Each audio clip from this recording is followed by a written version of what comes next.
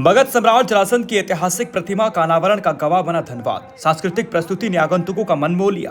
कार्यक्रम में झारखंड की संस्कृति की झलक देखा गया। चंद्रवंशी समाज ने अपनी एकता और एकजुटता का परिचय दिया।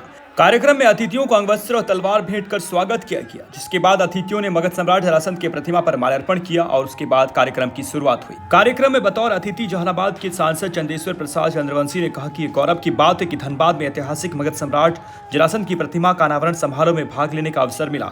चंद्रवंशी समाज को शिक्षा को आधार बनाना होगा और शिक्षा की बदौलत ही समाज का विकास हो सकता है। बागमारा विधायक ढुल्लू महतो ने कहा कि चंद्रवंशी समाज राष्ट्र निर्माण में अपनी महत्वपूर्ण भूमिका निभाने में सक्षम है और शिक्षा और एकजुटता का परिचय देकर राष्ट्र निर्माण में अपनी भूमिका को तय करे। धनबाद सांसद पशुपतिनाथ सिंह ने मगध सम्राट जरासंध की प्रतिमा अनावरण के अवसर पर चंद्रवंशी समाज के लोगों को बधाई दी। टुंडी विधायक मथुरा महतो ने कहा कि चंद्रवंशी समाज की एकजुटता का परिचय है कि आज मगध सम्राट जरासंध की प्रतिमा का यहाँ अनावरण समारोह आयोजित किया गया।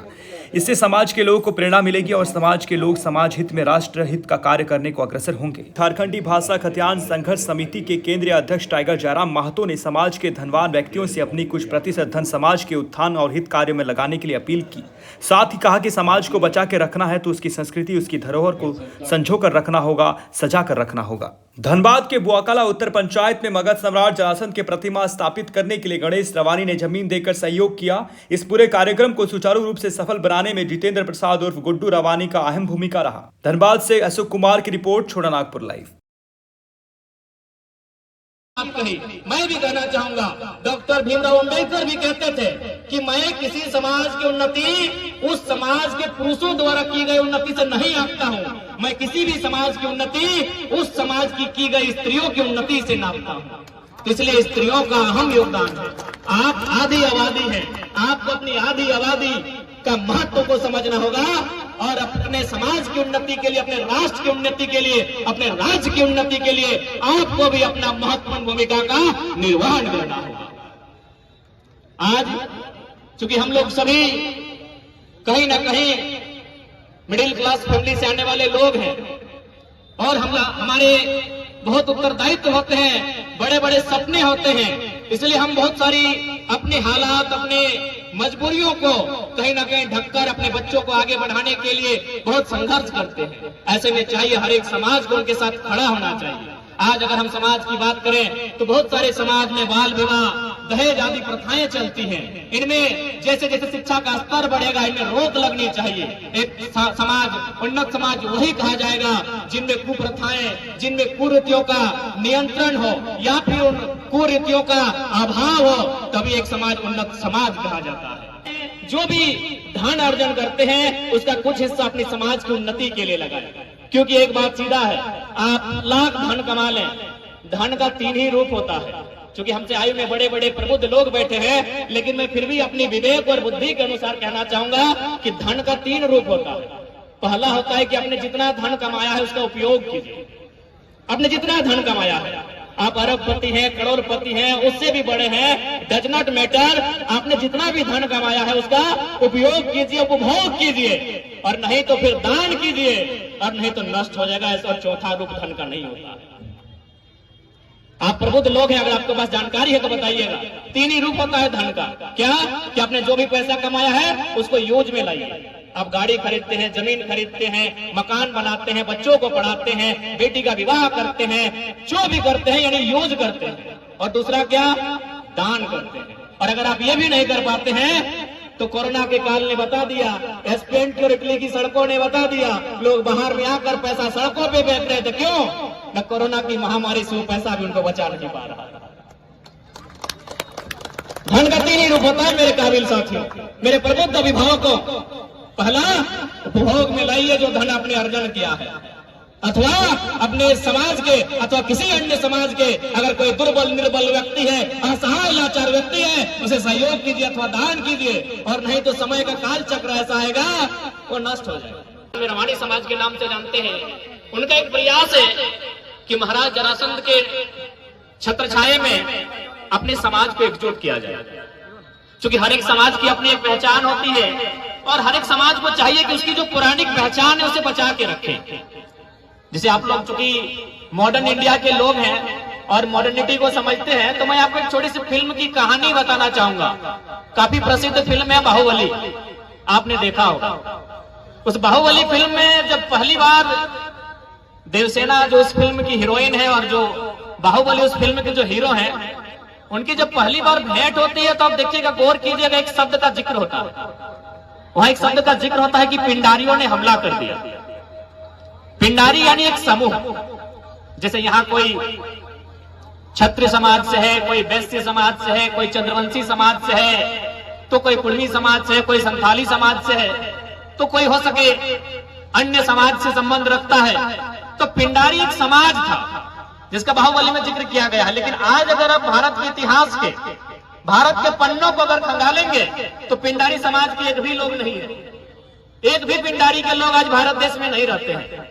तो इसलिए ये खुशी की बात है, आज इस मंच के माध्यम से चंद्रवंशी समाज के बिहार, उत्तर प्रदेश, बंगाल और झारखंड के लोगों को यहाँ एकजुट होने का अवसर मिला है। लेकिन मैं एक संदेश देना चाहूंगा कि अपने समाज को अगर बचा के रखना है तो आपको अपनी ऐतिहासिक चीजों को, ऐतिहासिक धरोहरों को सजा कर रखना होगा।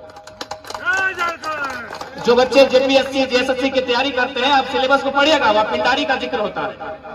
1800 के काल में पिंडारी का जिक्र होता है। आज भारत देश में एक भी पिंडारी नहीं है। इसलिए इस बात में कभी अहंकार मत कीजिएगा कि हमारा तो बिहार तक फैला हुआ साम्राज्य है, हमारा तो बंगाल तक फैला हुआ समाज है। आप वर्तमान में आपकी क्या चिंता है, आप अपने समाज को जीवित रखने के लिए वर्तमान में कितना चिंतित है, ये आपकी समाज की आइडेंटिटी को, आपके समाज की पहचान को तय करता है। आज यही हड़प्पा सभ्यता से भारत को एक बड़ी पहचान मिली है। कितने लोग हैं जो यहाँ हड़प्पा सभ्यता के बारे में जानते हैं? मैक्सिमम लोग जानते हैं। यहाँ जितने लोग बैठे हैं सभी लोग जानते हैं हड़प्पा सभ्यता के बारे में। लेकिन क्या इसमें कोई एक व्यक्ति ऐसा है जो हमें बता देगा कि हड़प्पा की लिपि क्या थी? यानी सभ्यताएं, कई सभ्यताएं आए, कई सभ्यताएं चली गई, कब सभ्यताओं का उदय हुआ, कई सभ्यताओं का अंत हो गया। इसलिए आप जिस समाज से हैं, आपकी जो आइडेंटिटी है, आपकी जो पहचान है, उसे आपको बचा कर रखना होगा, तभी आप अपने समाज को जीवित रख सकते हैं। मैं अगर बात करूं तो कोयलांचल से मेरा संबंध होता है, और चूंकि मैं आज चंद्रवंशी समाज के एक विशाल कार्यक्रम में आया हूं, तो मैं पाता हूं कि इन लोगों का जो बस बसाव है कोयलांचल में, बागमारा की बात करें, गोधर की बात करें, लोयाबाद की बात करें, एकड़ा की बात करें, या भटमुंडा की बात करें, या हरियाणा की बात करें, मैक्सिमम इनका जो बस बसाव है कोल क्षेत्र में है। कोल क्षेत्र में जब हम लोग बसते हैं तो हमारे पास सबसे बड़ा संकट आता है अपनी भूगोल को बचाना। आप सभी जानते हैं हर किसी का इतिहास है, हर किसी की संस्कृति है, लेकिन उससे कई ज्यादा महत्वपूर्ण आपका भूगोल होता है। यदि आपके पास आपका भूगोल नहीं है, भूगोल यानी जमीन का टुकड़ा, तो आप इतिहास को नहीं सजा सकते हैं, न संस्कृति को बचा सकते हैं। इसलिए आपको सबसे पहले अपने जमीन के टुकड़े, भूगोल को बचा के रखना होगा। सभा के द्वारा आयोजित और इस जरासंध महाराज के मूर्ति का स्थापना और अनावरण का कार्यक्रम शुरू हुआ है, और उसमें काफ़ी गणमान्य लोग, समाज के अन्य समाज के लोग भी उपस्थित हुए हैं। और यह मूर्ति का जो निर्माण हुआ, सबसे सराहनीय बात यह है कि यहाँ के लोगों ने बहुत ही उत्साहपूर्वक इस कार्य को संपन्न कराया। जब से काम शुरू हुआ, अभी लोग बोल रहे थे अपने वक्तव्य में कि जब से शुरू हुआ तब से काम एक दिन भी बंद नहीं हुआ, और जब पूर्ण हो गया तब आज इसका अनावरण का कार्यक्रम किया गया। सबसे पहले आप लोगों के माध्यम से हम यह धन्यवाद देना चाहते हैं इस कार्यक्रम में लगे सभी लोगों को कि जिन्होंने इस काम को शुरू किया और संपन्न कराया। लेकिन यह काम अभी शुरू हुआ है, अभी तो बहुत सारा काम इस समाज के लोगों को करना है। सबसे बड़ा कार्य है कि समाज को एक सूत्र में बांध के रखना, समाज एक सूत्र में बंधा रहे। चंद्रवंशी, रवानी, चंद्रवंशी, क्षत्रिय, जरासंध महाराज के जितने भी वंशज हैं वो सब लोग एक साथ एकजुटता कायम रखें, और वह एकजुटता जो है उनको आगे बढ़ाने में बहुत सहायक सिद्ध होगा। दूसरा है शिक्षित बने। शिक्षा के क्षेत्र में बहुत भारी संभावना है, और इस समाज के लिए ही नहीं पूरे देश के लिए आगे बढ़ने का किसी भी समाज के नवयुवकों को, नवयुवतियों को अगर कोई रास्ता है तो वो शिक्षा ही है। शिक्षा के अलावा कोई रास्ता नहीं है जिससे कि आदमी आगे बढ़ सकता है। इसलिए हम आग्रह करेंगे कि खूब पढ़ें और मेहनत करके ऊंचाई का मंजिल हासिल करें। पढ़ना तो ठीक है, लोग पढ़ते हैं, किसी न किसी तरह से पढ़ लेते हैं, लेकिन वह पढ़ाई नहीं। पढ़ाई उस तरह का हासिल करें जिस तरह से उनका भी नाम जरासंध महाराज के जैसा लोग बाद में लेता रहे, वह कीर्तिमान स्थापित करें पढ़ करके। ऐसा पढ़ाई मेहनत करके पढ़ें, यह संवाद हम देना चाहते हैं।